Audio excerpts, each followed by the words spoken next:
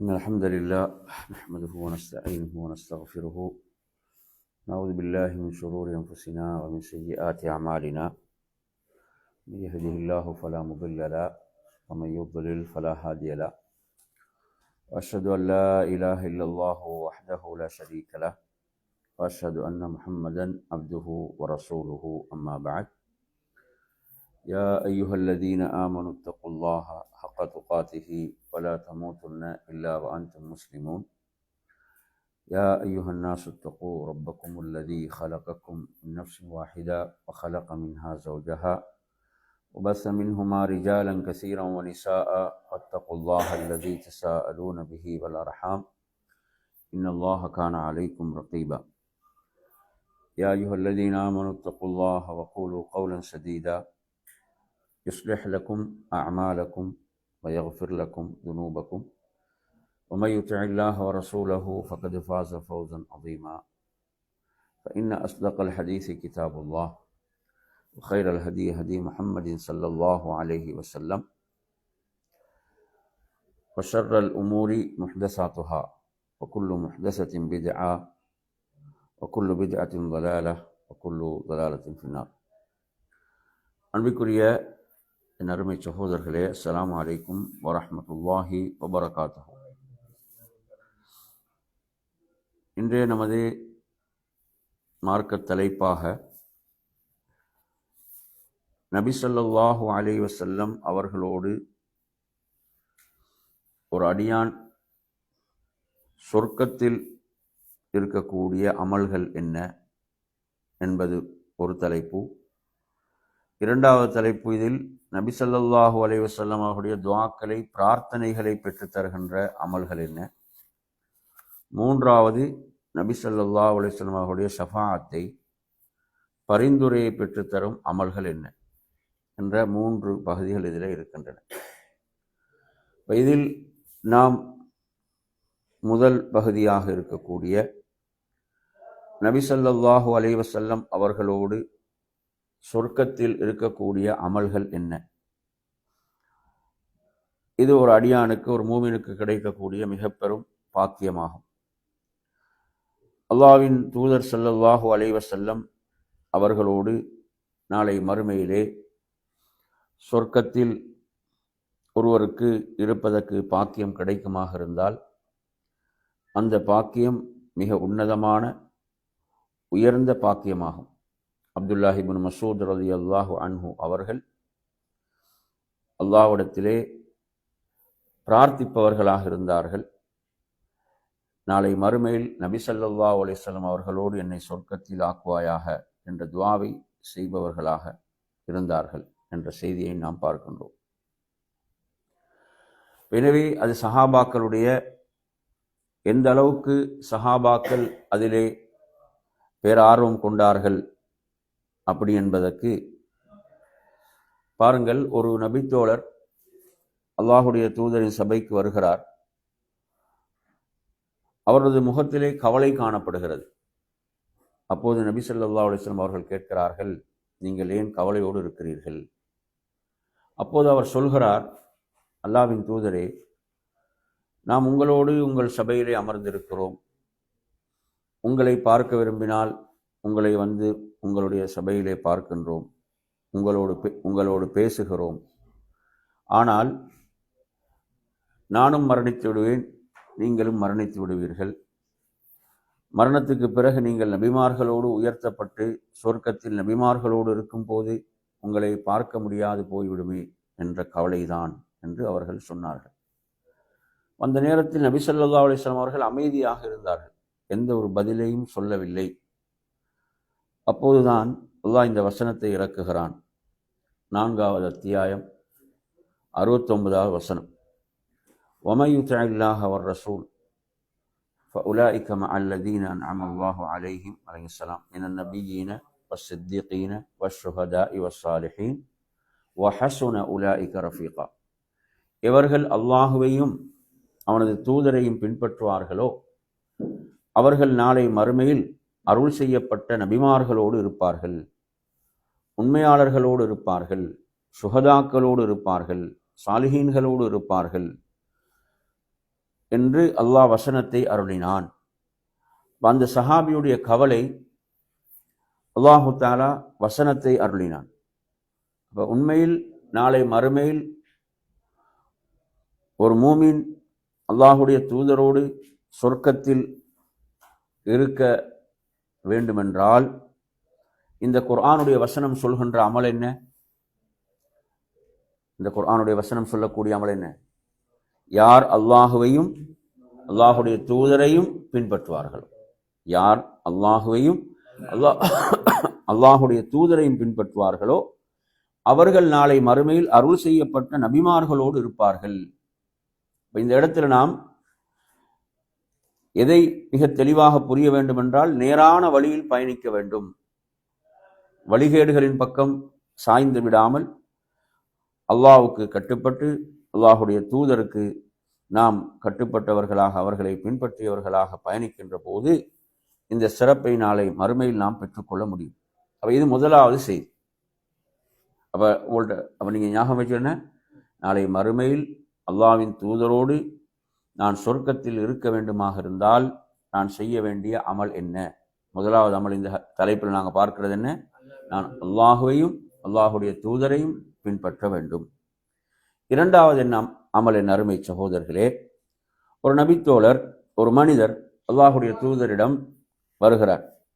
அல்லாஹுடைய தூதரிடம் வந்து அவர் சொல்கிறார்,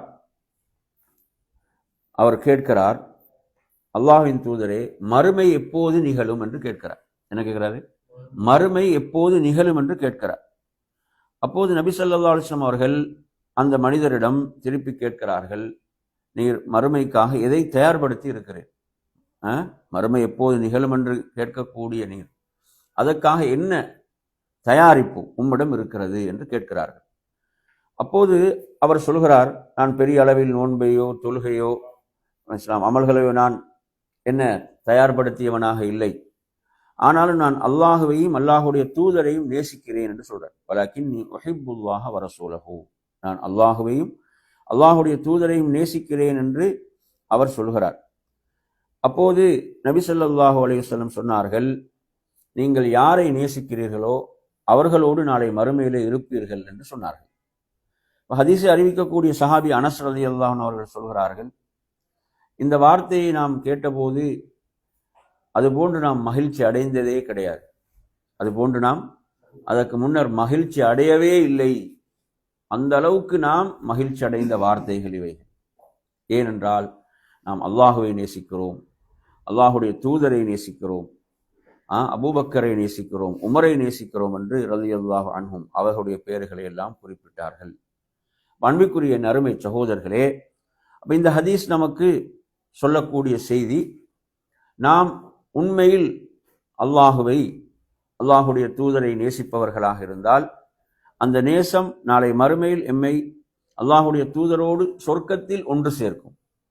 நாம் சொர்க்கத்தில் அல்லாஹுடைய தூதரோடு இருக்கக்கூடிய பாக்கியத்தை நாம் பெற்றுக்கொள்ள முடியும். இதுல நமக்கு சொல்லித்தரப்படுகின்ற விஷயம் என்ன? அதாவது நாம் அல்லாஹுடைய தூதரை நேசிக்க வேண்டும். அல்லாஹுடைய தூதரை நேசிப்பது என்பது எதில் நின்றும் உள்ளது? ஈமானில் நின்றும் உள்ளது, இல்லையா? அல்லாஹ் குர்ஆன்ல சொல்லும் போது, அந்நபியு அவுலா பில் முஃமினீன மின் அன்ஃபுஸிஹிம், மூமின்களுடைய உயிரை விட நபி மேலானவர் என்று அல்லாஹு தஆலா சொல்கிறான். எனவே நறுமை சகோதரர்களே, உண்மையான நேசம் நமக்குள் இருக்க வேண்டும். உண்மையான நேசம் அல்லாஹுடைய தூதரின் மீது. அந்த நேசத்தை விட அதற்கு வேறு யாருடைய நேசமும் முற்படுத்தப்படக்கூடாது. அல்லாஹ்வின் மீது உள்ள நேசம், அடுத்து அல்லாஹ்வுடைய தூதரின் மீது உள்ள நேசம். அப்ப இதை விட நாம் என்ன செய்யக்கூடாது? இந்த நேசம் தான், இதற்கு பிறகுதான் மற்ற அனைத்தும், இதற்கு பிறகுதான் மற்ற அனைவர்கள் மீது உள்ள நேசமும். எனவே அருமையான சகோதரர்களே, மெதுவா அந்த அடிப்படையில இதில் நாம் கவனிக்க வேண்டிய விஷயம் என்னவென்றால், அதாவது இது இரண்டாவது செய்தி. நாங்கள் இதில் படிக்கக்கூடிய இரண்டாவது செய்தி, அல்லாஹ்வின் தூதரோடு நாளை மறுமையில் சொர்க்கத்தில் நாம் இருக்கக்கூடிய அந்த மகத்தான பாக்கியம் எமக்கு கிடைக்க வேண்டுமா? நாம் செய்ய வேண்டிய விஷயம் என்ன? என் அருமையான சகோதரர்களே, நாம் பெற வேண்டிய பாக்கியம், அந்த மகத்தான பாக்கியத்துக்குரியவர்களாக நாம் மாற வேண்டுமாக இருந்தால் நாம் செய்ய வேண்டிய அமல் உண்மையாக நாம் அல்லாஹுடைய தூதரை நேசித்தல். சரி, மூன்றாவது அருமையான சகோதரர்களே, இதில் நாங்கள் பார்க்கக்கூடிய அமல் நல்லா கவனிங்க, ஒவ்வொரு விஷயமா கவனிச்சு வாங்க. மூன்றாவது அமல் நாளை மறுமையில் சொர்க்கத்தில் அல்லாஹுடைய தூதரோடு இருப்பதற்கான அமல். இந்த ஹதீஸை அறிவிக்கக்கூடிய சஹாபி ரபியா இப்னு கஅபுல் அஸ்லமி ரலியல்லாஹு அன்ஹு. இந்த சஹாபியை பொறுத்தவரையில் இவர் நபி ஸல்லல்லாஹு அலைஹி வஸல்லம் அவர்களுக்கு பணிவிடை செய்யக்கூடிய ஒரு சஹாபி, நபித்தோழராக இருக்கிறார். நபி அவர்களுக்கு தேவைக்கு தண்ணீரை கொண்டு போய் வைக்கிறார், நபிக்கு பணிவிடை செய்கிறார். இப்படி செய்யக்கூடிய ஒரு சஹாபி, ஏழ்மையிலே இருக்கக்கூடிய ஒரு சஹாபி, ஏழ்மையிலே இருக்கக்கூடிய ஒரு நபித்தோழர். அப்போது அவருக்கு ஒரு வாய்ப்பு கிடைக்கிறது. பாருங்க, நபி ஸல்லல்லாஹு அலைஹி வஸல்லம் அவர்கள் ஒரு முறை சொல்கிறார்கள், ரபியாவே நீங்கள் என்னிடம் கேளுங்கள் அப்படின்னு சொல்றாங்க. நீங்கள் என்னிடம் கேளுங்கள் என்று சொல்றாங்க. அவர் ஒரு வறுமையில் உள்ள ஒரு நபித்தோழர், ஏழ்மையில் இருக்கிறார். அவருக்கு எவ்வளவு உலக தேவைகள் இருந்திருக்கும். அவரது எந்த உலக தேவையும் அவரது கண் முன்னால் நிற்கவில்லை. அதான் ஆச்சரியம். சுப்ஹானல்லாஹ். நாங்கள் துவாவுக்கு கையேந்தினோம் என்று சொன்னா எங்களுக்கு முன்னால நிற்கிறதெல்லாம் என்னதான்? உலகம்தான் நிற்குது. அதைத்தான் கேட்கிறோம் இல்லையா? துன்யா தான் நமக்கு முன்னால நிற்குது, அதைத்தான் கேட்கிறோம். தவறில்லை, அல்லாஹ்விடத்துல தாராளமாக கேட்கலாம், அல்லாஹ்விடத்துல கேட்கலாம். ஆனா மறுமையும் சேர்த்து கேட்கிறோம். அல்லாஹ் எப்படி சொல்றான் குர்ஆன்ல, ரப்பனா ஆத்தினா ஃபித் துன்யா என்று கேட்கக்கூடிய சிலர் இருக்கிறாங்க. துன்யாவை மட்டும். வமா லஹு ஃபில் ஆখিরাতি மின் ஹலாக். அவர்களுக்கு மறுமையில் எதுவுமே கிடையாது. உங்களுக்கு மறுமையில் எதுவும் இல்லை. ஆனால் எப்படி கேட்க வேண்டும் என்று அல்லாஹ் சொல்லி தருகிறான். ரப்பனா ஆத்தினா ஃபித் துன்யா ஹஸனா வ ஃபில் ஆখিরাতি ஹஸனா வ கினா அஸாபன் நார். நாம் இந்த உலகத்துடைய நலவுகளையும் கேட்க வேண்டும், மறுமையின் நலவுகளையும் கேட்க வேண்டும். இப்படித்தான் நமக்கு குர்ஆன் சொல்லித்தருது. பாருங்க, இந்த சஹாபி நபித்தோழர், அவருக்கு நிச்சயமாக தெரியும் நபி அவங்க எனக்கு கேட்குமாறு சொல்லியிருக்கிறான். நபியிடத்தில் கேட்குமாறு எனக்கு அல்லாஹ்வுடைய தூதர் இப்ப சொல்லிட்டான். நபி அவர்கள் அல்லாஹ்விடத்தில் கேட்டால் நிச்சயமாக அல்லாஹ்வுடைய தூதருடைய துஆ ஏற்றுக்கொள்ளப்படும், அல்லாஹ்வுடைய தூதருடைய பிரார்த்தனை அங்கீகரிக்கப்படும். அப்படி அவருக்கு உலக தேவைகள், அவரது வறுமை, கஷ்டங்கள் எவ்வளவு அவருக்கு முன்னால் இருந்தாலும் அவர் என்ன கேட்கிறாருண்டா, அஸ்அலுக முராஃபகதக ஃபில் ஜன்னah. நபியே, நான் உங்களோடு சொர்க்கத்தில் இருக்க வேண்டும் தான் கேட்கிறார். அஸ்அலுக முராஃபகதக ஃபில் ஜன்னah, நான் உங்களோடு சொர்க்கத்தில் இருக்க வேண்டும் யா ரசூலல்லாஹ். சுப்ஹானல்லாஹ். சஹாபாக்களுடைய இலட்சியம் எதுவாக இருந்தது, அவர்களது இலக்கு எதுவாக இருந்தது என்பதை நாங்கள் இந்த ஹதீஸ்ல பார்க்கிறோம்.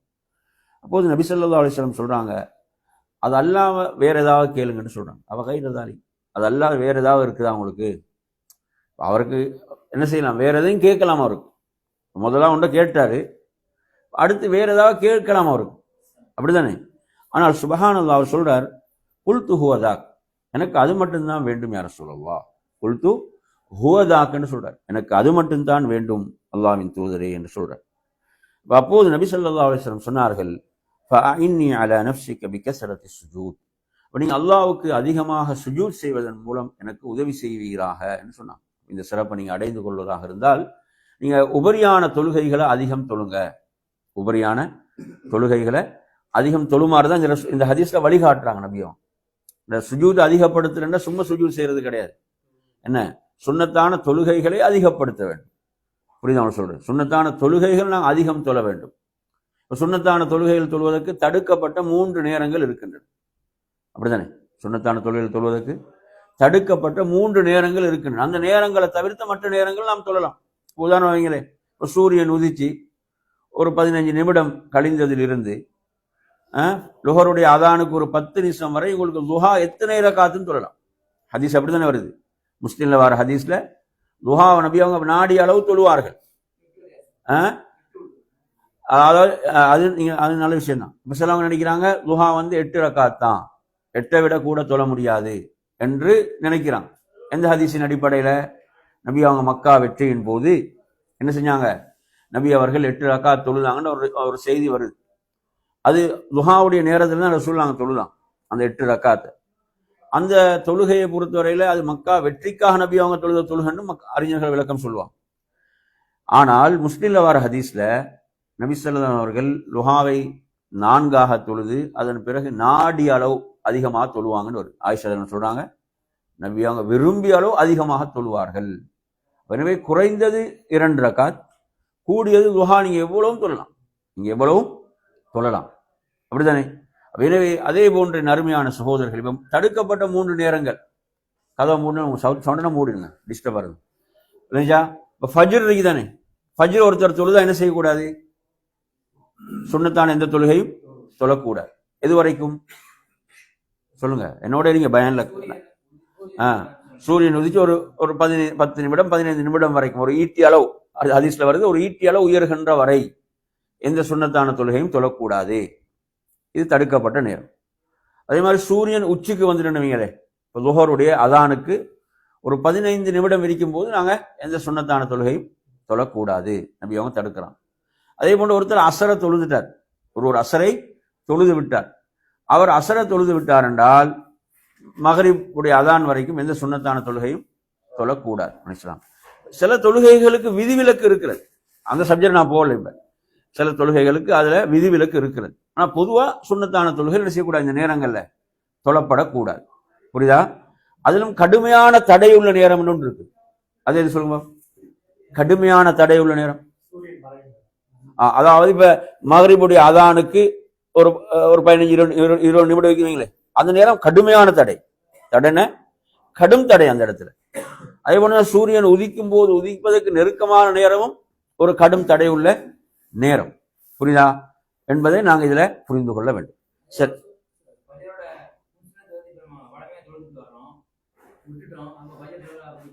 அது நான் சொன்ன விதிவிலக்கு உள்ள தொழுகைகள்ல அதை ஒருத்தர் தொழலாம். இப்ப ஃபஜ்ருடைய முன் சுன்னத்தை தவறி விட்டால் அதுக்கு ஃபஜ்ரை தொழுது விட்டு பிறகு அந்த என்ன செய்யலாம், அந்த 2 ரக்காத் சுன்னத்தை பண்ணிக்கலாம், உடனடியாக தொழவும் முடியும். சூரியன் உதிச்சு ஒரு 15 நிமிடத்துக்கு பிறகு அப்பையும் தொழ முடியும். சரியா? அப்பையும் தொழலாம், அப்பையும் விரும்பின நேரத்தை தொழுது கொள்ளலாம். சரியா? ஹைர். எனவே இதுல 3வது அமல் என்ன? நபி ஸல்லல்லாஹு அலைஹி வஸல்லம் அவர்களோடு ஒருவர் சொர்க்கத்திலே இருக்கக்கூடிய பாக்கியத்தை பெறுகின்ற 3வது அமல் என்ன? அதிகமாக நாங்க சுன்னத்தான தொழுகைகளை தொழ வேண்டும். தொழும்போது நமக்கு அந்த நியத்தும் இருக்க வேண்டும். எந்த நியத்து? நான் அல்லாஹ்வுடைய தூதரோடு நாளை மறுமையிலே சொர்க்கத்தில் இருக்க வேண்டும் என்ற அந்த பாக்கியத்தை, அதையும் நாங்கள் நோக்கமாக கொண்டு நாம் சுன்னத்தான தொழுகைகள் என்ன செய்யணும்? தொழ வேண்டும். ஏன் நபி அவர்கள் அதை நமக்கு இந்த நபி மொழியில சொல்லித்தரான். சரி, 4வது என் அருமையான சகோதரர்களே, அல்லாஹ்வின் தூதரோடு சொர்க்கத்தில் இருக்கக்கூடிய பாக்கியத்தை பெற்று தருகின்ற அமல்கள்ல இந்த ஹதீஸ் எங்கு வருதுன்னு பாத்தீங்கன்னா, திருமிதியில 2018வது எண்ணில் வரக்கூடிய செய்தி. அல்லாஹ்வுடைய தூதர் ஸல்லல்லாஹு அலைஹி வஸல்லம் சொல்கிறார்கள், இன்ன மின் அஹப்பிக்கும் இலைய வ அக்ரபக்கும் மின்னி மஜ்லிஸன் யௌமல் கியாமத்தி அஹாசினக்கும் அஹ்லாகான்னு சொல்றாங்க. அதாவது உங்களில் எனக்கு மிக விருப்பத்துக்குரியவர் என்றாங்க சொல்றாங்க இந்த ஹதீஸ்ல. உங்களில் எனக்கு மிக விருப்பத்துக்குரியவர் இஸ்லாம். அதே மாதிரி சொல்றாங்க, ஒரு 4 பேர் கொஞ்சம் போறீங்களா? கொஞ்சம் 4 பேர். சரியா? அதே மாதிரி அருமையான சகோதரர்களே, நாளை மறுமையில் எனக்கு மிக நெருக்கமானவர் என்று சொன்னார். உங்களில் நாளை மறுமையில் எனக்கு மிக நெருக்கமானவர் யார் என்றால், உங்களில் அழகிய பண்புகளை கொண்டவர்கள். யார் அழகிய பண்புகளை கொண்டவர்களாக இருக்கிறார்களோ, அழகிய பண்புகளை உடையவர்களாக இருக்கிறார்களோ அவர்கள் எனக்கு மிக விருப்பத்துக்குரியவங்கன்றாங்க நபியும். அவங்க தான் எனக்கு மிக விருப்பத்துக்குரியவர்கள். அடுத்து நாளை மறுமையில் அவர்கள் எனக்கு மிக நெருக்கமானவர்கள், மஜ்லிஸால் எனக்கு மிக நெருக்கமானவர்களாக அவர்கள் இருப்பார்கள்.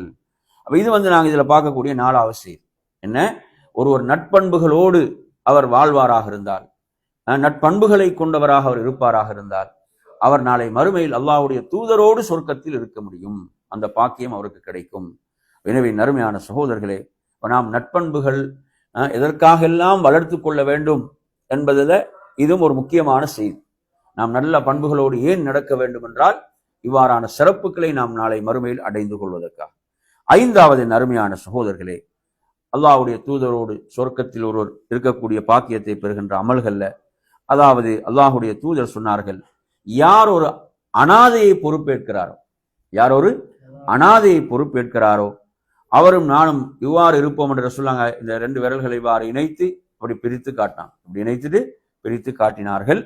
எனவே அனாதையை பொறுப்பேற்கக்கூடியவர், இதுல ரெண்டு விஷயம் இருக்குது அனாதையில. ஒன்று அனாதையை பொறுப்பேற்று வளர்த்தல் ஒன்று இருக்குது. அனாதையை பொறுப்பேற்று வளர்த்தல் ஒன்று இருக்கு.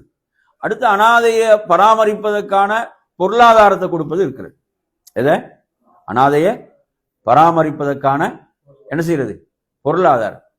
அவர் நீங்க கொஞ்சம் வெளியில போயிட்டு கேட்டீங்கன்னா ஏதாவது நம்ம வெளியில போயிட்டு கேட்டுவாங்க, பிரச்சனை பயன். சரியா? எனவே நறுமையான சகோதரர்கள் என்ன உங்களை பார்க்குறோம். அப்ப அனாதையை பொறுப்பேற்பதில் ரெண்டு விஷயம். ஒன்று என்ன சொல்லுங்க, நேரடியாக ஒருத்தர் அனாதையை பொறுப்பேற்று வளர்த்தல். அடுத்து இன்னொரு விஷயம் என்ன, அனாதாய ஒரு பராமரிக்கிறதுக்குரிய செலவை கொடுக்கிறாருன்னு வைங்களேன், அதுலயும் அந்த சிறப்பு இருக்கிறது இல்லைஞ்சா? அப்ப இந்த சிறப்பை நாம் அடைந்து கொள்ள வேண்டும். இது சாதாரண ஒரு விஷயம் அல்ல. ஒரு மாதத்துக்கு ஒரு அனாதையை பொறுப்பேற்க எவ்வளவு செலவாகும், எவ்வளவு போகும்? நான் ஒரு அனாதையை பொறுப்பேற்றல், ஒரு அனாதையை நாம் பொறுப்பேற்றல் இவ்வளவு பெரிய ஒரு சிறப்புக்குரிய ஒரு அமலாக இருக்கிறது. எனவே நறுமையான சகோதரர்களே, அந்த அடிப்படையில் அல்லாஹ்வுடைய தூதரோடு நாளை மறுமையில் சொர்க்கத்தில் இருக்கக்கூடிய பாக்கியத்தை பெற்றுத் தருகின்ற 5வது அமல் இது. எத்தனாவது? 5வது. சரி, 6வது அமல் இதுல நாங்க பார்க்கக்கூடிய கடைசி இறுதியானது. அதாவது அல்லாஹ்வுடைய தூதர் ஸல்லல்லாஹு அலைஹி வஸல்லம் சொல்கிறார்கள், யாருக்கு 2 பெண் மக்கள் இருக்கிறாங்க, 2 பெண் மக்கள், 2 கூட இருக்கலாம், இதுல 2 வருது. யாருக்கு 2 பெண் பிள்ளைகள் இருந்து அந்த 2 பெண் பிள்ளைகளையும் நல்ல முறையில ஒழுக்கத்தோடு வளர்த்து, மார்க்கத்தை கொடுத்து ஒழுக்கத்தை கொடுத்து அந்த பெண் பிள்ளைகளை வளர்த்து அவங்கள திருமணம் முடித்து கொடுக்குறாங்க அப்படி என்று சொன்னால், அதாவது நானும் அவரும் சொர்க்கத்தில் இவ்வாறு நுழைவோம் என்று ரசூலுல்லாஹ் 2 விரல்களையும் இணைத்து காட்டினாங்க. இதுல இப்படி தஹல்துன்னு ஒரு ஹதீஸ்ல, தஹல்து அன வஹுவ என்று வரும், நானும் அவரும் சொர்க்கத்தில் இவ்வாறு நுழைவோம். இவ்வளவு பெரிய பாக்கியம் பாருங்க. அதாவது பெண் பிள்ளைகளை குழந்தைகளை உயிரோடு புதைக்கக்கூடிய ஒரு சமுதாயமாக அன்றைய அறியாமை ஜாஹிலிய சமூகம் காணப்பட்டது. அந்த சமூகத்தில் நபி ஸல்லல்லாஹு அலைஹி வஸல்லம் பெண்களுக்கு எவ்வளவு பெரிய ஒரு உயர்வு சிறப்பை கொடுக்குறாங்கன்னு பாருங்க. ஆண் குழந்தைகளுக்குள்ள இப்படி ஒரு சிறப்பை சொல்லல. பெண் குழந்தைகளுக்கு, பெண் பிள்ளைகளை இப்படி வளர்த்தால், ஒழுக்கத்தோடும் மார்க்கத்தோடும் வளர்த்தால் நானும் அவரும் சொர்க்கத்தில் இவ்வாறு நுழைவோம் என்று ரசூலுல்லாஹ் சொல்றாங்கன்னா அது எவ்வளவு பெரிய சிறப்பு, எவ்வளவு பெரிய உயர்வு. இதெல்லாம் என்ன உரிமைகளுக்கெல்லாம் நான் பெண்கள் அங்கே போராடினாங்களா? மார்க்கம் இஸ்லாம் பெண்களுக்கு கொடுத்த சிறப்பு, உயர்வு. எனவே நறுமையான சகோதரர்களே, அப்ப இந்த தலைப்பில் நாங்கள் 6 அமல்களை பார்த்திருக்கிறோம். எத்தனை அமல்கள்? 6 செய்திகள், 6 அமல்கள். அல்லாஹ்வுடைய தூதரோடு சொர்க்கத்தில் நாளை மறுமையில் இருக்கக்கூடிய மிகப்பெரிய பாக்கியத்தை பெற்றுத் தருகின்ற 6 அமல்கள். 6ஐயும் நாங்கள் சொல்லுவோம். முதலாவது என்ன படித்தோம்? அல்லாஹுவையும் அல்லாஹுடைய ரசூலையும் பின்பற்றுதல், அல்லாஹுவையும் அல்லாஹ்வுடைய தூதரையும் பின்பற்றுதல். இதுக்கு எது ஆதாரம்? குர்ஆன்ல 4வது அத்தியாயம் 69வது வசனம் இதற்கு ஆதாரம். 2வது அமல் என்ன படிச்சோம்? அல்லாஹுவையும் அல்லாஹ்வுடைய ரசூலையும் நேசித்தல், உண்மையாக நேசித்தல். அல்லாஹ்வுடைய தூதர் சொன்னாங்க, நீங்க யாரை நேசிக்கின்றீர்களோ அவர்களோடு எங்க மறுமையில் இருப்பீங்க. இது 2வது. 3வது விஷயம் என்ன? உபரியான சுன்னத்தான தொழுகைகளை நாங்க தொழுதல். இல்லைங்களா? இதுக்கு அந்த ரபியா ரலியல்லாஹு செய்தி ஆதாரமாக இருக்கு. 4வது செய்தி என்ன? நட்பண்புகள், நற்குணங்கள். நாங்க எந்த அளவு நற்குணங்களை வளர்த்துக் கொள்வோமோ அந்த அளவுக்கு நாளை மறுமையில் அல்லாஹ்வுடைய தூதரோடு சொர்க்கத்தில் இருக்க முடியும் என்ற அந்த நற்செய்தி இருக்கிறது. 5வது அனாதையை பொறுப்பேற்றல் என்ற அந்த செய்தி. 6வது செய்தி, 2 பெண் பிள்ளைகள் இருக்கிறாங்க ஒருத்தருக்கு, அவர் அந்த பிள்ளைகளை நல்ல முறையில் ஒழுக்கமாக வளர்த்து திருமணம் முடித்து கொடுக்கிறாருண்டா அவருக்கு இந்த சிறப்பு உண்டு. சரி, இப்ப இந்த தலைப்பில் நாங்கள் 2வது பார்க்க போற பகுதி என்னவென்றால், அல்லாஹ்வுடைய தூதருடைய துஆவை பெற்று தருகின்ற அமல்கள் என்ன? அல்லாஹ்வுடைய தூதரின் பிரார்த்தனைகள், துஆக்கள் கிடைக்கின்ற அமல்கள் என்ன அப்படின்றத பார்ப்போம். சரியா? சரி, இதுல முதலாவது ஒரு அமலை பார்ப்போம். அல்லாஹ்வுடைய தூதருடைய துஆ ஒருவருக்கு கிடைப்பது என்பது சாதாரணமானது அல்ல. அப்படித்தானே? சஹாபாக்களுக்கு அல்லாஹ்வுடைய தூதருடைய துஆக்கள் கிடைத்து அவர்கள் எவ்வளவு பெரும் பாக்கியங்களை எல்லாம் பெற்றார்கள். அனஸ் ரலியல்லாஹு அன்ஹு ரசூலுல்லாஹ் துஆ செஞ்சாங்க. அவங்க 100 வயது வரைக்கும் வாழ்ந்தார்கள். எவ்வளவு பேர பிள்ளைகள். என்ன பரக்கத்? நபியுடைய துஆவின் பரக்கத். அப்துல்லாஹ் இப்னு அப்பாஸ் ரலியல்லாஹு அன்ஹு குர்ஆன்ல மிக பெரும் ஒரு ஞானியாக விளங்கினான். அப்படித்தானே? குர்ஆனுடைய ஒரு ஞானி என்று அழைக்கப்படுகின்ற அளவுக்கு விளங்கினாங்கன்னா யாருடைய துஆ? அல்லாஹ்வுடைய தூதருடைய துஆ. அல்லாஹ்வுடைய தூதர் அவருக்காக துஆ செய்தார்கள், அவரது குர்ஆனுடைய விளக்கத்துக்காக பிரார்த்தித்தார்கள். எனவே நறுமையான சகோதரர்களே, அந்த அடிப்படையில் அல்லாஹ்வுடைய தூதரின் துஆவை பிரார்த்தனை நாம் பெற்றுக்கொள்ளக்கூடிய அமல்கள், இதில் நாங்கள் ஒவ்வொரு அமலாக இதிலே பார்ப்போம். முதலாவது அமல், இந்த ஹதீஸ் அபூதாவுதுல 1271 வருகிறது. அலைஹிஸ்ஸலாம். இந்த செய்தி ஷேக் அல்பானி ரஹிமஹுல்லாஹ் சஹீஹ் என்று சொல்லக்கூடிய செய்தி. அப்துல்லா இப்னு உமர் ரலியல்லாஹு அறிவிக்கிறாங்க, அல்லாஹ்வின் தூதர் சொன்னார்கள், ரஹிமல்லாஹு இம்ரான், அல்லாஹ் ஒரு மனிதருக்கு அருள் புரிவானாக. யாருடைய துவா இது? நபியுடைய துவா. யாருடைய துவா? அல்லாஹ்வுடைய தூதருடைய பிரார்த்தனை. அல்லாஹ் ஒரு மனிதனுக்கு அருள் புரிவானாக. யார் அந்த மனிதர்? அதாவது அசருடைய தொழுகைக்கு பிறகு, அந்த அசருடைய தொழுகைக்கு முன்பு 4 ரக்காத் தொழுதவர்கள். 4 ரக்காத்தை யார் தொழுதுவாரோ, 2 ரக்காத்தா, அசருக்கு முன்னால யார் 2 ரக்காத்தாக 4 ரக்காத்துகள் தொழுது வருகிறாரோ அவருக்கு அல்லாஹ் அருள் புரிவானாக. இந்த ஹதீஸை பொறுத்தவரையில இதை பல அறிஞர்கள் ஹதீஸ்கள் சஹீஹ் என்று சொல்லக்கூடிய ஒரு நபிமொழி. எனவே நறுமையான சகோதரர்களே, இந்த சிறப்பை ஒருவர் அடைந்து கொள்ள முடியும். அல்லாஹ்வுடைய தூதருடைய துஆ அவருக்கு கிடைக்கிறது. எதன் மூலம் என்று சொன்னால், அவர் அசருக்கு முன்னர் 4 ரக்காத்துகளை தொழுது வருவதன் மூலம். இது முதலாவது அமல். இதில் இரண்டாவது, அல்லாஹ்வுடைய தூதருடைய பிரார்த்தனை கிடைக்கக்கூடிய அமல்கள்ல என் அருமை சகோதரர்களே, இந்த செய்தி புகாரில 2076 வருகிறது. ரஹிமல்லாஹு ரஜுலன் சம்ஹன் இதா பஅ வ இதஸ்தரா. யாருக்கு அல்லாஹ்வுடைய தூதர் துஆ கேட்கிறாங்கன்னா, ஒருவர் வியாபாரம் செய்யும் போது, கொடுக்கும் போது, வாங்கும் போது ஒரு தாராள தன்மையோடு நடந்து கொள்றார். எப்படி நடந்து கொள்றாரு? ஒரு தாராள தன்மையோடு பரந்த ஒரு மனப்பான்மையோடு நடந்து கொள்றார். ஒரு பொருளை அவர் விற்கும் போதும் சரி, வாங்கும் போதும் சரி, என்ன செய்யறாரு? ஒரு நல்ல ஒரு பண்போடு, ஒரு தாராள தன்மையோடு நடந்து கொள்கிறார். இவருக்கு அல்லாஹ் அருள் புரிவானாக என்று அல்லாஹ்வின் தூதர் ஸல்லல்லாஹு அலைஹி வஸல்லம் குறிப்பிட்டார்கள். இந்த செய்தி புகாரில 2076 வரக்கூடிய செய்தி. ஜாபிர் இப்னு அப்துல்லா அறிவிக்கிறார். எனவே ஒரு கொடுக்கல் வாங்கலின் போது என்ன செய்யறது? இப்படி நடந்து கொள்வது, அல்லாஹ்வுடைய தூதருடைய துஆ அவருக்கு கிடைக்கிறது.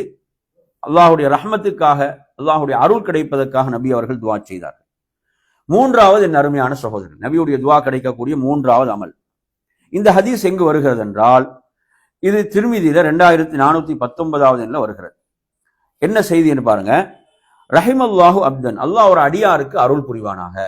அல்லாஹ் ஒரு அடியாருக்கு அருள் புரிவானாக.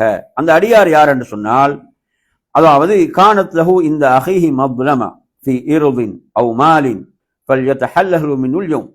அதாவது அவர் தனது சகோதரனுக்கு ஏதோ ஒரு அநியாயத்தை செஞ்சிருக்கிறார்னு வைங்க, அவரது மானம் விஷயத்திலேயோ, அவரது செல்வம் பொருளாதார விஷயத்திலேயோ, அதை அவர் இந்த உலகத்திலே தீர்த்து கொண்டார். அவர் என்ன செய்யறார்? இன்றே அதை முடித்துக் கொள்கிறார். யௌமண்டா என்ன? அல் யௌமண்டா இன்றைய நாளிலே அதை முடித்துக் கொள்கிறார், அந்த கணக்கை தீர்த்து கொள்கிறார். இவருக்கு அல்லாஹ் அருள் புரிவானாக என்று சொல்லாங்க துஆ செய்யலாம்.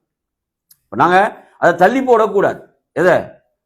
அடுத்தவர்களுக்குரிய விஷயங்கள், அடுத்தவர்களுக்குரிய உரிமைகள் விஷயத்தை நாங்கள் கை வைத்திருந்தால், அவங்களோட பொருளாதாரத்திலேயோ மானத்திலேயோ அவைகளை நாங்க என்ன செய்ய வேண்டும்? இன்றே அந்த கணக்கை முடித்துக் கொள்ள வேண்டும், அதை தீர்த்து கொள்ள வேண்டும். அவர்களுக்கு அல்லாஹ் அருள் பாலிப்பானாக. எதற்கு முன்னால நபி அவங்க சொல்றாங்க, தீனார் திர்ஹம் எல்லாம் செல்லுபடியாகாத ஒரு நாள் இருக்கு, மறுமை நாள். அங்க பொருளாதார செல்வம் எதுவும் அங்கு செல்லுபடியாகாது. அங்கு செல்லுபடியாகுவதெல்லாம் நன்மை தான், நன்மையும் தீமையும். அதற்கு முன்னால இந்த உலகத்திலே அந்த கணக்குகளை தீர்த்து கொண்டவர்களுக்கு அல்லாஹ் ரஹ்மத் செய்வானாக. இதில் நாங்க பாக்குறோம். மூணாவது விஷயம் பார்க்கிறோம். நாலாவது விஷயம், அல்லாஹ்வுடைய தூதருடைய துஆ கிடைக்கக்கூடிய நாலாவது விஷயம் என்ன? இந்த ஹதீஸ் எங்கு வருகிறது என்றால், திர்மிதியில 2658 வருகிறது. அல்லாஹ்வுடைய தூதர் ஸல்லல்லாஹு அலைஹி வஸல்லம் அவர்கள் எமக்காக, இப்ப நாங்க இங்க இருக்கிறோமே, இங்க இருக்கக்கூடிய எமக்கும் இந்த துஆல பங்கு இருக்கிறது. என்ன துஆன்னு பாருங்க. ரசூலுல்லாஹ் சொல்றாங்க, நவ்வரல்லாஹு இம்ரான், அல்லாஹ் ஒரு மனிதனுக்கு அருள் புரிவானாக. அல்லாஹ் ஒரு மனிதனுக்கு அருள் புரிவானாக. சமிஅ மகாலத்தி, எப்படி வருது? எனது கூற்றை அவர் கேட்கிறார். நாங்க இங்க என்ன செய்யறோம்? நபியுடைய ஹதீஸ்களை கேட்கிறோம், நபி அவங்களோட ஹதீஸ்களை கேட்கிறோம். அதாவது சமிஅ மகாலத்தி, எனது கூற்றை என்ன செய்யறார்? செவியேற்றார். ஃபவஆஹா, அடுத்து என்ன? செவியேற்றது மட்டும் இல்ல, தூங்குறது கிடையாது. ஃபவஆஹான்னு என்ன செய்யறது? அதை விளங்கினார். அது என்ன செய்யறது? விளங்குறது. கேட்கிறாரு, கேட்டுட்டு அடுத்து என்ன செய்யறது? அதை விளங்குவது. சும்மா அலட்சியமா ஒரு காதால கேட்டு அடுத்த காதால விட்டுற மாதிரி இல்லை, ஒரு முக்கியத்துவம் கொடுத்து ஒரு கவனம் கொடுத்து இது ஒரு நபி மொழி, இது இந்த செய்தி என்ன சொல்லுது, இதுல என்ன விளக்கம் இருக்கிறது என்று விளங்குகிறார். அதை நல்ல முறையில் உள்வாங்குகிறார், அதை நல்ல முறையில் கிரகிக்கிறார், உள்வாங்குகிறார். அதே போன்று வஹஃபிதஹா, அதை மனனமும் செய்கிறார். அந்த செய்தியை இந்த நபி மொழி இப்படி ஒரு விஷயத்தை சொல்லுது, அதை என்ன செய்யறாரு, உள்ளத்துல பதிவு செய்யறதுக்கு முயற்சிக்கிறார். அதெல்லாம் கவனமா இல்லையா, அதுக்குள்ள முக்கியத்துவமா இல்லையா, அந்த செய்தியை உள்ளத்துல பதிவு செய்வதற்கு ஒரு கவனம் எடுக்கிறார். இந்த செய்தி நல்ல ஒரு செய்தியா இருக்குதே, இதை ஞாபகத்துல வைத்துக் கொள்ள வேண்டும். இப்படி என்ன செய்யறாரு, அந்த நபி மொழியை தனது உள்ளத்துல பதிவு செய்வதில் அவர் கவனம் எடுக்கிறார். அடுத்தது என்ன செய்யறார் தெரியுமா, வபல்லகஹா, இன்னொருத்தர் போய் சொல்றார். எப்படி, இன்னைக்கு ஒரு பயான்ல இப்படி ஒரு ஹதீஸை நான் படித்தேன், இப்படி ஒரு நபி மொழியை கற்றுக்கொண்டேன். நாங்க வீட்டுக்கு பேசுறோம், மனைவியோட பேசுறோம், பிள்ளைகளோட பேசுறோம். நாங்க என்ன செய்யறது, இன்னைக்கு பயான்ல இப்படி ஒரு ஹதீஸை நான் படித்தேன், இப்படி ஒரு செய்தியை கற்றுக்கொண்டேன். நினைச்சா மணித்தியால கணக்கு பேசினாலும் இதை பேசுறது கிடையாது.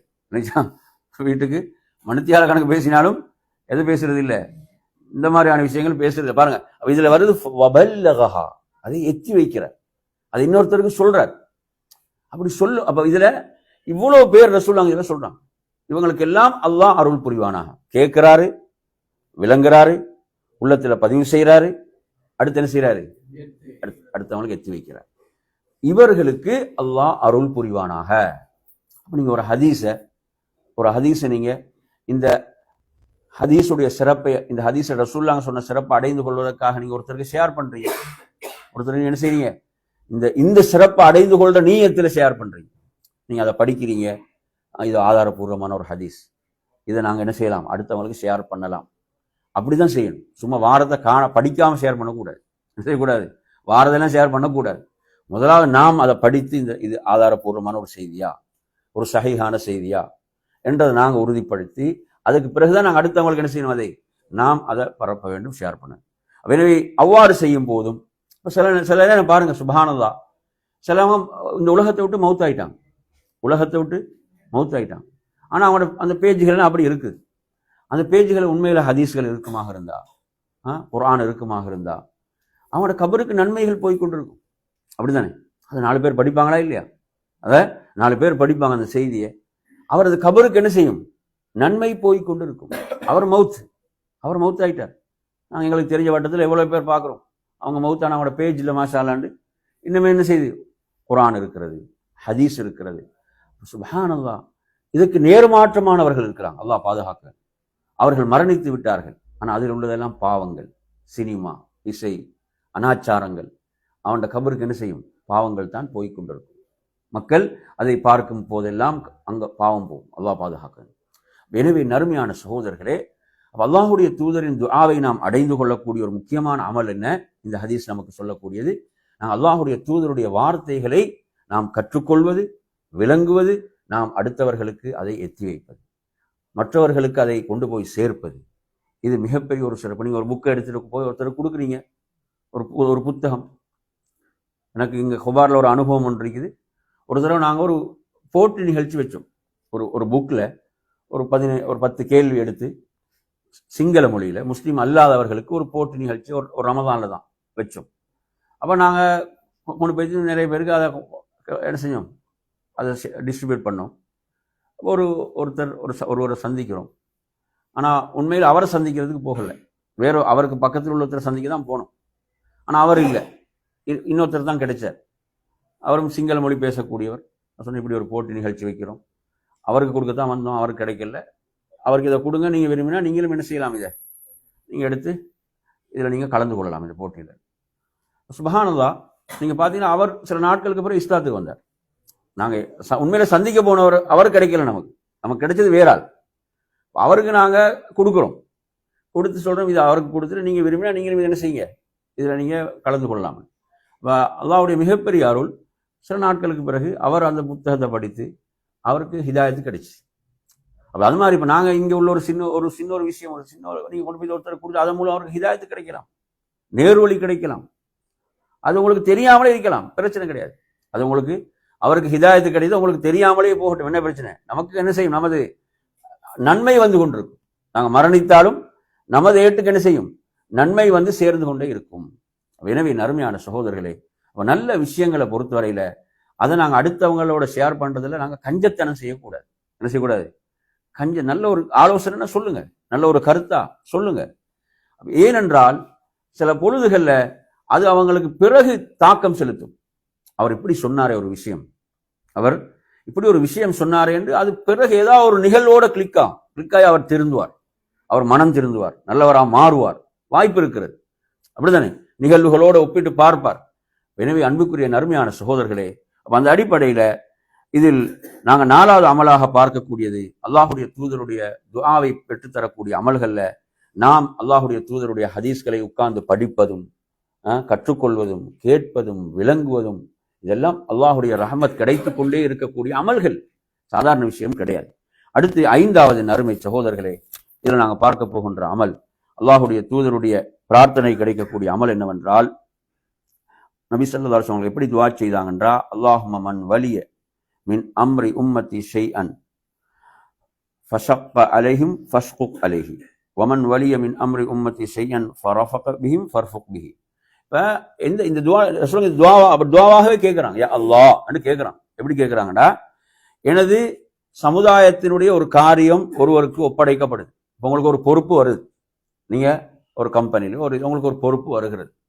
இப்படி ஒன்று வரும்போது, ஏதோ ஒரு அதிகாரத்தை ஒரு இடம் உங்களுக்கு கிடைக்கின்ற போது, நீங்க அந்த மக்களை நீங்க சிரமத்துக்குள்ள ஆழ்த்துறீங்க. என்ன செய்றீங்க? அலைய வைக்கிறீங்க, அந்த காரியத்தை செஞ்சு கொடுக்குறீங்கல்ல. இப்படி நாங்க பாக்குறோமா இல்லை? என்று லஞ்சம் ஊழல் இந்த காரணத்தால அவைகளை எதிர்பார்த்து என்ன செய்யறதில்லை, மக்களுக்கு ஒரு காரியத்தை லேசா செய்து கொடுப்பதே கிடையாது. எவ்வளவு மக்களை சிரமப்படுத்த முடியுமோ, அலைகழிக்க முடியுமோ அவ்வளோ அலைகழிக்கிறார். ரசூலுல்லாஹ் இப்படி செய்யக்கூடியவர்களை யா அல்லாஹ் நீ சிரமப்படுத்து. அவர்களுடைய வாழ்வில் என்ன சிரமம் தான். மக்களுக்கு இப்படி பொறுப்பை கொடுத்து அந்த பொறுப்புல மக்களை யாரெல்லாம் சிரமப்படுத்துவார்களோ அவர்களை யா அல்லாஹ் நீ சிரமப்படுத்துவாயா. அவங்களுக்கு சிரமம் தான், அவங்களோட வாழ்க்கையில நெருக்கடி தான், கஷ்டம் தான். அதே போன்று அதுல அடுத்த அதே ஹதீஸ் யார் மக்களுக்கு எளிதாக்குகிறார்கள், அவங்களோட பொறுப்புல இருந்து கொண்டு மக்களுக்குரிய காரியங்களை செஞ்சு கொடுக்குறாங்க, சிரமப்படுத்தவில்லை என்ற அவர்களுடைய காரியங்களை யா அல்லாஹ் நீ எளிதாக்குவாயாக என்று நபி அவர்கள் துஆ செய்தார்கள். இந்த ஹதீஸை பொறுத்தவரை முஸ்லிம் 1828 வரக்கூடிய செய்தி. எனவே பாருங்க, சுப்ஹானல்லாஹ். இப்போ நாங்கள் ஒருவருக்கு அவங்களோட காரியத்தில் உதவி செய்கிறோம், உதவியாக இருக்கிறோம் என்றால் துஆ இருக்கிற அல்லாஹுடைய தூதருடைய துஆ, யா அல்லாஹ் அவங்களோட காரியங்களை எளிதாக்கி கொடுப்பாயாக, எளிதாக்கி வைப்பாயாக என்ற இந்த துஆ கிடைக்கிறது. எனவே நறுமையான சகோதரர்களே, இதில் அடுத்ததாக இறுதியாக நாங்கள் பார்க்கக்கூடிய 6வது விஷயம், நபி அவர்கள் தனது உம்மத்துக்காக துஆ செய்த ஒரு இடம்தான், எனது உம்மத்துக்கு அதிகாலை பொழுதில் நீ பரக்கத்து செய்வாயாக என்று சொல்லுவாங்க. துஆ செய்தான். எப்படி?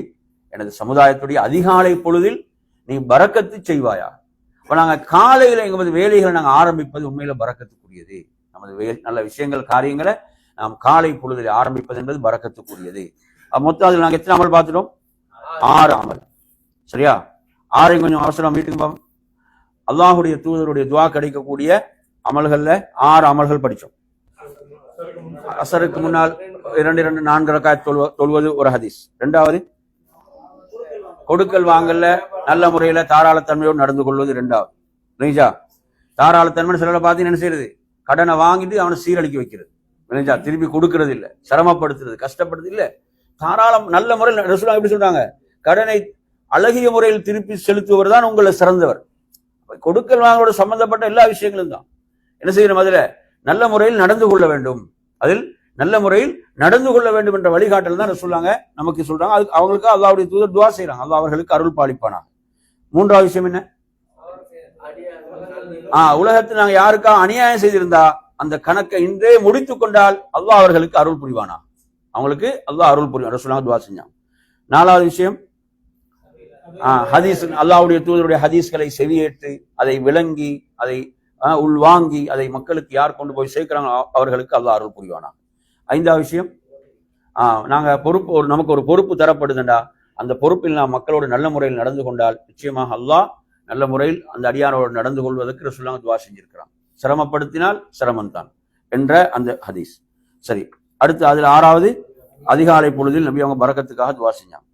இந்த தலைப்புல 3வது பகுதி என்னென்றால் நபியுடைய ஷஃபாத்து கிடைக்கக்கூடிய அமல்கள் என்ன. 3 இதுல பார்த்துக்கிறோம். 1 நபியோடு சொர்க்கத்தில் இருக்கக்கூடிய அமல்களை பார்த்தோம். ரெண்டாவது நபியுடைய துவாக்கள் பிரார்த்தனைகள் கிடைக்கக்கூடிய அமல்களை பார்த்தோம்.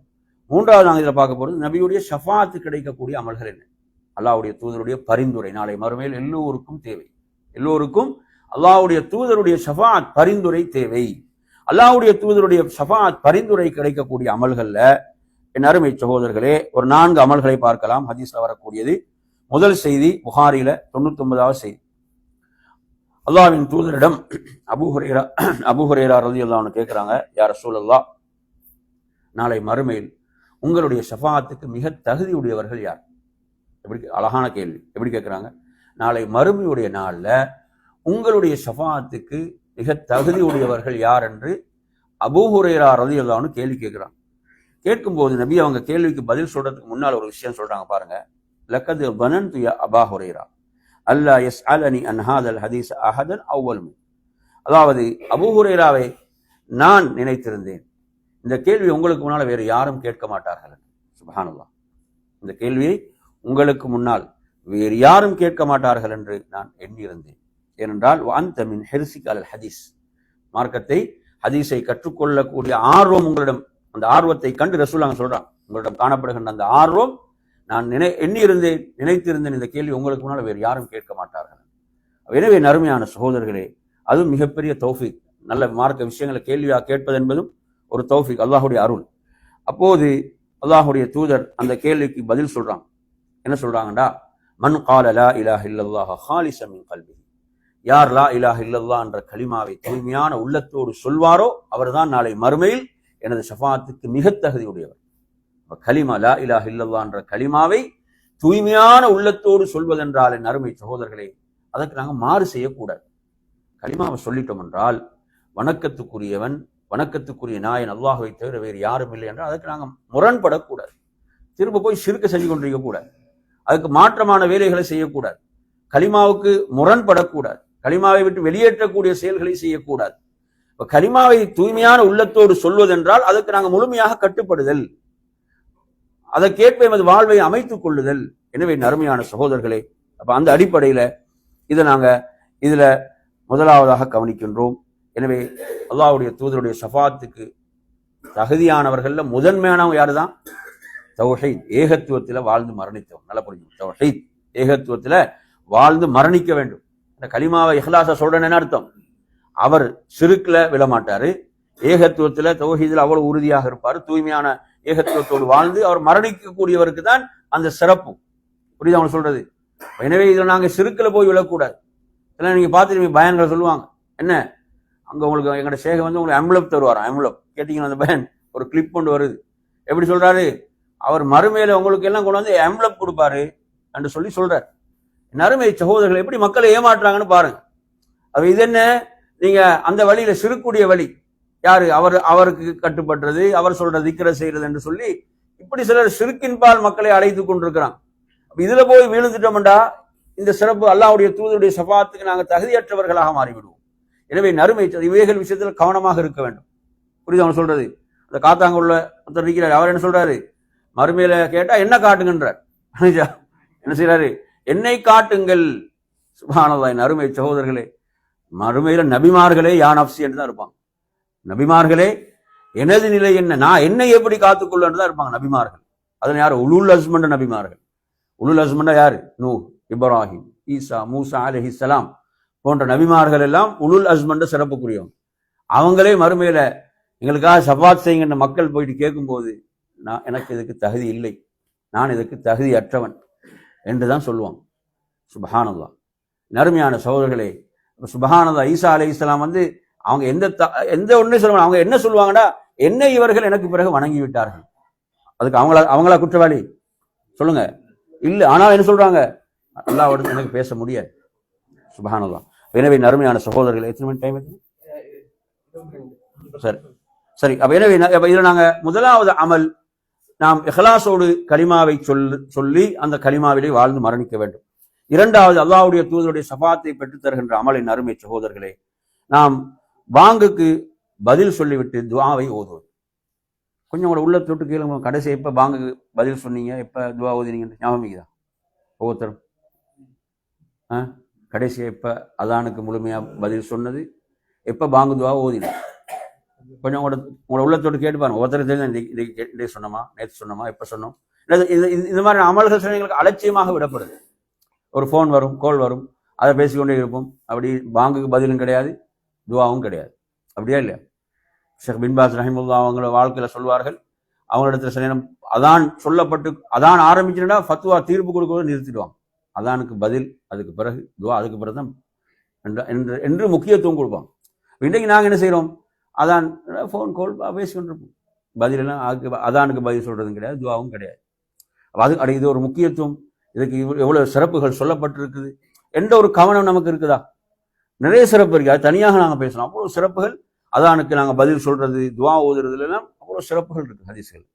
எனவே நறுமையான சகோதரர்களே, அல்லாஹுடைய தூதர் சொல்கிறாங்க, அல்லாஹும்ம ரப்ப ஹாதிஹி தாவத்தி தாம்மா வஸ்ஸலாத்தில் காயிமா ஆதி முஹம்மதன் வஸீலத வல் ஃபதீலா வபஅத்ஹு மகாம மஹ்மூத் அல்லதி வஅத்தா என்ற இந்த துவா. இப்போ நாங்கள் வந்து தொழுகையில் உள்ளச்சம் இல்லைன்றெல்லாம் நிறைய பேர் முறைப்படுறோமா இல்லையா? அப்போ நாங்களே எங்களுக்குள்ள முறைப்படுறோமா இல்லையா?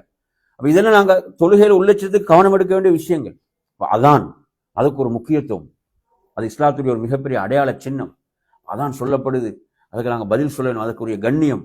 இந்த இந்த இந்த வார்த்தைகள், இந்த துவா என்ன சொல்லுது? அல்லாஹும்ம ரப்ப ஹாதிஹி தாவத்தி தாம்மா, இந்த பரிபூர்ணமான அழைப்புக்குரிய ரப்பே, சுப்ஹானல்லாஹ், இந்த பரிபூர்ணமான அழைப்புக்குரிய இறைவனே ரப்பே, அது மகத்துவம். ஸலாத்தில் காயிமா, நிலைநாட்டப்படுகின்ற தொழுகைக்குரிய ரப்பே, அந்த தொழுகை அவனுக்குரியதாக இருக்கிறது. முஹம்மது ஸல்லல்லாஹு அவர்களுக்கு சிறப்பான அந்த வசீலா என்ற உயர்ந்த பதவி அல்லாஹ் ஒருவருக்கு தான் அல்லாஹ் சொர்க்கத்தில் அதை கொடுப்பான், வேறு யாருக்கும் கொடுக்க மாட்டான்னு சொன்னாங்க. அதை அல்லாஹுடைய தூதருக்கு வழங்குவாயாக, அவரை மக்காம மஹ்மூத் புகழப்பட்ட அந்த இடத்தில் அவரை எழுப்புவாயாக, நீ வாக்களித்த அந்த புகழுக்குரிய இடத்தில் அவரை எழுப்புவாயாக என்று நாம் கேட்கக்கூடிய இந்த வார்த்தைகள் சொல்றாங்க. யார் இதை ஓதுவார்களோ அவர்களுக்கு நாளை மறுமையில் எனது ஷஃபாத் உண்டென்றான். நாளை மறுமையில் எனது ஷஃபாத் அவர்களுக்கு உண்டென்ற ஹதீஸ் புகாரில் வருகிறது. நறுமையான சகோதரர்கள், இதுல கடைசியாக ரெண்டு விஷயம். அந்த ரெண்டு விஷயம் என்னவென்றால், ஷஃபாத்து கிடைக்கக்கூடிய விஷயங்கள்ல மூன்றாவது விஷயம், மதீனா. ரசூலுல்லாஹ் மதீனாவுடைய சிறப்பை சொல்றாங்க. மதீனாவுடைய சிறப்பை சொல்லும் போது சொல்றாங்க, மதீனாவில் உள்ள அந்த துன்பங்கள் சோதனைகளை தாங்கிக் கொண்டு யார் மதீனாவிலே வாழ்வார்களோ அவர்களுக்கு நாளை மறுமையில் எனது ஷஃபாத்து உண்டு என்று சொல்றாங்க.